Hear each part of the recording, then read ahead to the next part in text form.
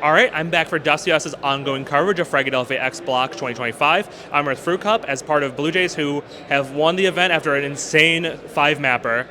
To start, that was absolutely insane how you guys came back. We don't really see teams come back from a 0-2 start in a best of five. How did you rally and keep it together to last for what turned out to be a 5-6 hour series? Honestly, we might have been down 2-0, but we knew in our hearts and in our gameplay that we were going to come back and win.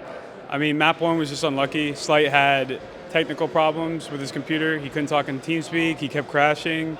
It was just an unlucky first map, and then map 2, we just threw. Like we had it in the bag map 2, and then we ended up just throwing the game. So we weren't really worried. As long as we kept our comms straight and kept our gameplay tight, we were just going to be good to go. With this as well, we did see you ultimately named the MVP of the tournament, I think after a fantastic performance in the finals, and overall you had a really strong event. How are you feeling being named the MVP of this tournament? It feels good. I definitely played good in the finals against Marsborn, but I will say I think MVP does belong to Wolfie, as he did carry us and played very well the entire event. I will say that for sure. This feels a little bit undeserving, honestly.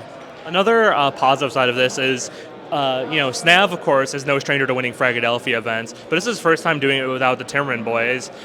Do you think, a lot of people were wondering what this team would look like once Cryptic left to go join Nouns.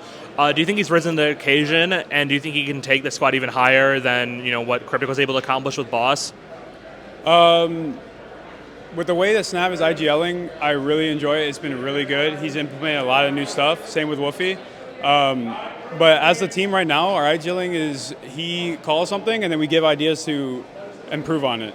And it's been really working for us lately, and we hope to get better at it, honestly. Do you think this democratic approach to leadership is sustainable long term, or are we eventually going to be handing the reins over to Snav, full time to be the sort of field marshal of Blue Jays?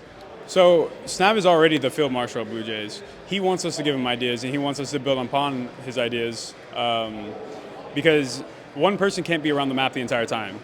He just can't. So us giving him ideas helps him out, IGL, and yeah, that's really it. Right before this event, we saw, Boss be picked up by Blue Jays, the German organization. That's definitely a gamble for them to sign an American team, return to Counter-Strike after more than, almost 2 years. Does it feel good to deliver a silverware to them on your first outing with Blue Jays? Oh, 100%. I'm just glad that Blue Jays came and decided to take a gamble on us. We've been looking for an org for a while, and I'm glad the Blue Jays ended up picking us up. For those who don't know, you were part of the last generation of players when you were a young guy, playing some of the earlier frags. Like I know with my good friend Solgo, you played a LAN with him, and then you went away for a number of years to join the armed forces. Do you think that changed you as a person in a positive way? What can you say about where you were as a player before the army, if I'm not mistaken, and then after? I mean, before the army, I wasn't really playing the game as much. I was more focused on like high school and just trying to figure out what I wanted to do when I grew up. But after I joined the Army, I was able to actually spend time playing the game. I had a lot of free time, so I ended up just playing the game, playing matchmaking, playing Face It, playing ECA. And right when I got out, I decided, you know what, I'm just gonna play. I want to play professionally.